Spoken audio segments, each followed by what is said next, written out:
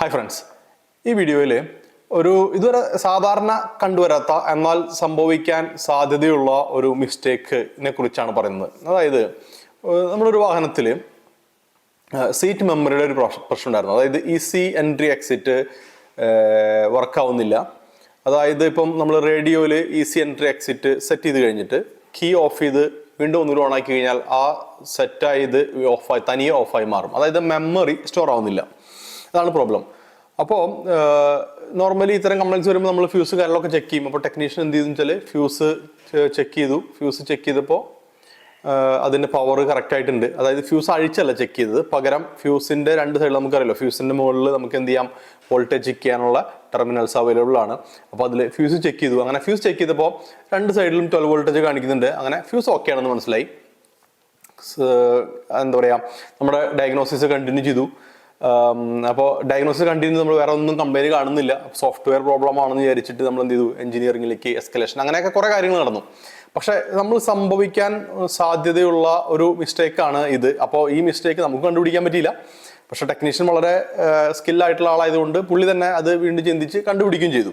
എന്നിരുന്നാലും ഇത്തരം മിസ്റ്റേക്കുകൾ ചിലപ്പം നമുക്ക് ഇനി എത്രത്തോളം നോളജ് ഉണ്ടെന്ന് പറഞ്ഞാലും, അല്ലെങ്കിൽ നമ്മൾ ഇത് വന്നു ചേരാൻ സാധ്യതയുള്ളതാണ്. ചിലപ്പം മിസ്റ്റേക്ക് എന്ന് പറയാൻ പറ്റില്ല. ഒരു പക്ഷേ അതൊരു മിസ്റ്റേക്ക് അല്ല, ഒരു പക്ഷേ നമുക്ക് സാധാരണ നമ്മൾ എക്സ്പെക്ട് ചെയ്യാത്തതുകൊണ്ടായിരിക്കാം അങ്ങനെ.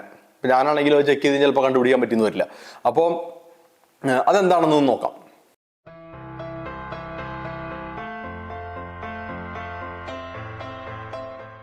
അപ്പോൾ ഈ വീഡിയോ നിങ്ങൾക്ക് കാണാം എന്ന് വിശ്വസിക്കുന്നു. ഇതിനകത്ത് നോക്കിക്കഴിഞ്ഞാൽ നോക്കുക, ഈ ഫ്യൂസിന്റെ മുകളിൽ നമുക്ക് എന്ത് ടെസ്റ്റ് ലാമ്പ് വെച്ച് നോക്കുകയാണ്.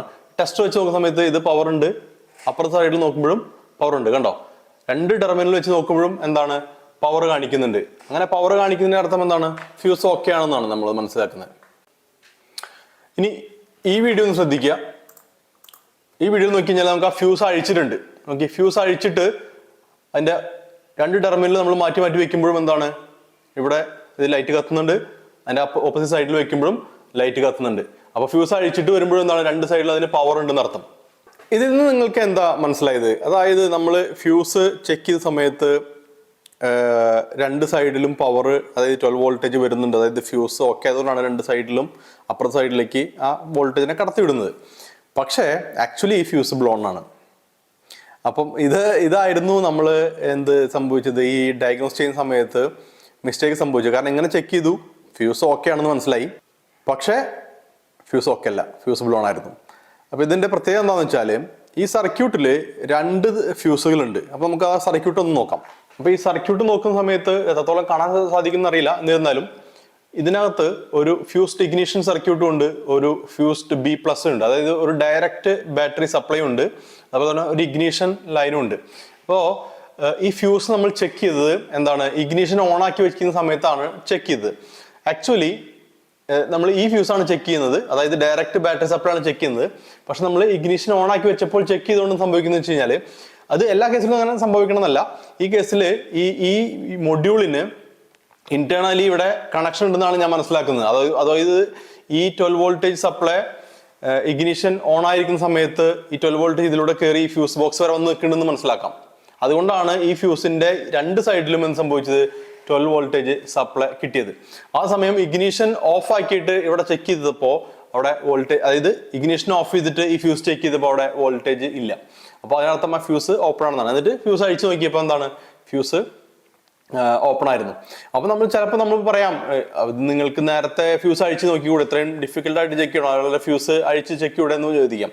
പക്ഷെ നോർമലി ബാറ്ററി നമ്മൾ അല്ലെങ്കിൽ ഫ്യൂസ് ചെക്ക് ചെയ്യാനായിട്ട് ഇത്തരം ഒരു ഓപ്ഷൻ കൊടുത്തത് അതിന് വേണ്ടിയിട്ടാണ്. അതിന്റെ മേളിൽ വെച്ച് നമുക്ക് ചെക്ക് ചെയ്യാൻ വേണ്ടിയാണ് അത്തരം ഒരു ഓപ്ഷൻ കൊടുത്തിട്ടുള്ളത്, ഫ്യൂസ് അഴിക്കാതെ തന്നെ ചെക്ക് ചെയ്യാൻ സാധിക്കും എന്നുള്ളത്. പക്ഷെ നമ്മൾ അറിഞ്ഞിരിക്കേണ്ടത്, വയറിംഗ് ഡയഗ്രാം യൂസ് ചെയ്തിട്ട് അത് ഡയറക്റ്റ് ബാറ്ററി സപ്ലൈ ആണോ, ഇഗ്നിഷൻ ഓൺ ആയിരിക്കുമ്പോഴാണോ, ഏത് സമയത്താണോ സപ്ലൈ വരുന്നത്, ആ കണ്ടീഷനിൽ കൂടി ചെക്ക് ചെയ്യാനായിട്ട് നമ്മൾ ഓർത്തിരിക്കുക. അപ്പോൾ ഡയറക്റ്റ് ബാറ്ററി പ്ലസ് ആണെങ്കിൽ ഇഗ്നിഷൻ ഓഫ് ആയിരിക്കുന്ന സമയത്തും എന്താണ്, അവിടെ സപ്ലൈ വോൾട്ടേജ് ഉണ്ടായിരിക്കും. അതേസമയം ഇഗ്നിഷൻ ഓൺ ആയിരിക്കുന്ന സമയത്ത് മാത്രമാണെങ്കിൽ ഇഗ്നിഷൻ ഓൺ ആവുന്ന സമയത്ത് മാത്രമാണ് ആ ഫ്യൂസിലേക്കും ഫ്യൂസിൽ നിന്ന് പുറത്തേക്കും സപ്ലൈ വരുള്ളൂ. അപ്പോൾ ഇത്തരം മിസ്റ്റേക്കുകൾ സംഭവിക്കാം. ഇങ്ങനെ ഒരു മിസ്റ്റേക്ക് സംഭവിച്ചുകൊണ്ട് ഇത് ഡയഗ്നോസ് ചെയ്യാനായിട്ട് കുറേ സമയം എടുത്തു മാത്രം. പക്ഷേ ടെക്നീഷ്യൻ വളരെ ക്വാളിഫൈഡ് ആയിട്ട് ടെക്നീഷ്യൻ ആയതുകൊണ്ട് പുള്ളി തന്നെ വീണ്ടും ചിന്തിച്ച് അത് കണ്ടുപിടിക്കുകയും ചെയ്തു. എന്നിരുന്നാലും കേട്ടോ, ഇത്തരത്തിലുള്ള ഒരു ചെറിയ ഒരു പ്രോബ്ലം കൊണ്ട് എന്ത് സംഭവിച്ചു, ഇതിന് ഡയഗ്നോസിസ് വളരെ ലോങ് ആയി പോവുകയും കുറെ സമയം എടുത്തിട്ടാണ് പിന്നെ അത് കണ്ടുപിടിക്കാനായിട്ട് സാധിച്ചത്. ഫ്യൂസ് പോയത് എന്തുകൊണ്ടാണ് അത് വേറെ കേസ്. പക്ഷെ ഫ്യൂസ് നമ്മൾ വളരെ സിമ്പിളായിട്ട് ചെക്ക് ചെയ്യുന്ന ഫ്യൂസ് പോലും ഇത്തരം മിസ്റ്റേക്കുകൾ കൊണ്ട്, അല്ലെങ്കിൽ മിസ്റ്റേക്ക് എന്ന് ഞാൻ പറയുന്നില്ല, ഇത്തരം പ്രോബ്ലംസ് കൊണ്ട് ഇങ്ങനെയുള്ള ഡയഗ്നോസിസ് റോങ് ആവാറുണ്ട്. അപ്പൊ അതൊന്നും ശ്രദ്ധിക്കുക. അപ്പോൾ ഫ്യൂസ് ചെക്കിംഗ് എന്ന് പറയുന്നത് അത്ര കോംപ്ലിക്കേറ്റഡ് അല്ല എന്ന് എല്ലാവർക്കും അറിയാം. പക്ഷേ ഇനി നമുക്ക് ഫ്യൂസ് അഴിച്ച് ചെക്ക് ചെയ്യാം, അല്ലെങ്കിൽ ഇങ്ങനെയും ചെക്ക് ചെയ്യാം. പക്ഷെ ഏതാണോ എളുപ്പം, എല്ലാ കണ്ടീഷനിലും നമുക്ക് ഫ്യൂസ് അഴിക്കാനോ, ചിലപ്പം ഫ്യൂസ് ബോക്സ്, ഡാഷ്ബോർഡിന് അടിയിലുള്ള ഫ്യൂസ് ബോക്സ്, അല്ലെങ്കിൽ ഇന്റേണലി പല സ്ഥലത്തിരിക്കുന്ന ഫ്യൂസ് ബോക്സ് ഒക്കെ അഴിക്കാനും പിടിക്കാനൊക്കെ ബുദ്ധിമുട്ടായിരിക്കും. ഇതാവുമ്പോൾ വളരെ ഈസി ആയിട്ട് ചെക്ക് ചെയ്യാനായിട്ട് സാധിക്കും. അപ്പോൾ എങ്ങനെ വേണമെങ്കിൽ ചെക്ക് ചെയ്യാം, അതിൻ്റെ ഒരു പ്രശ്നമില്ല. പക്ഷെ ഇങ്ങനെയുള്ള കണ്ടീഷൻ ശ്രദ്ധിക്കുക, ഏത് സമയത്താണ് അതിൽ പവർ വരുന്നത് എന്നുള്ളത് നോക്കിയിട്ട് ഇങ്ങനെ ചെക്ക് ചെയ്ത് കഴിഞ്ഞാൽ കുറച്ചുകൂടി ബെനിഫിറ്റ് ആയിരിക്കും. ഇത് ഇനി എല്ലാ മൊഡ്യൂളുകൾക്കും എങ്ങനെയൊന്നും ആവണമെന്നില്ല, പല മൊഡ്യൂളുകൾക്കും പല രീതിയിലായിരിക്കും. അപ്പോൾ ഇന്റേണലി എന്തുകൊണ്ടാണ് കണക്ഷൻ വന്നതെന്ന് നമുക്കറിയില്ല. പക്ഷേ ഇങ്ങനെ സംഭവിക്കാം എന്നുള്ളത് മനസ്സിലാക്കാൻ വേണ്ടിയാണ് ഈ വീഡിയോ. അപ്പോൾ ഇത് ഉപകാരപ്പെട്ടു എന്ന് വിശ്വസിക്കുന്നു. അടുത്ത വീഡിയോയിൽ മറ്റൊരു സബ്ജക്റ്റുമായിട്ട് വീണ്ടും കണ്ടുമുട്ടാം. Thank you so much for watching.